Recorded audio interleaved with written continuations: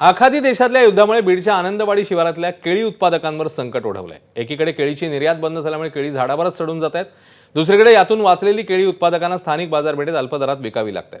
पुणे जिल्ह्यातल्या औद्योगिक शहर असलेल्या चाकण परिसरामध्ये देखील या परिस्थितीची झळ बसते आहे। आखाती देशातल्या वाहतूक व्यवस्थेत अडथळे निर्माण झाल्याने कांद्याची आवक ठप्प झाली आहे। तर युद्धाचा परिणाम कलिंगड उत्पादक शेतकऱ्यांवर देखील झालाय। धाराशिवमध्ये शेतकऱ्यांकडून कलिंगड घ्यायला व्यापारी टाळाटाळ करतात, त्यामुळे ही कलिंगड शेतातच पडू नये।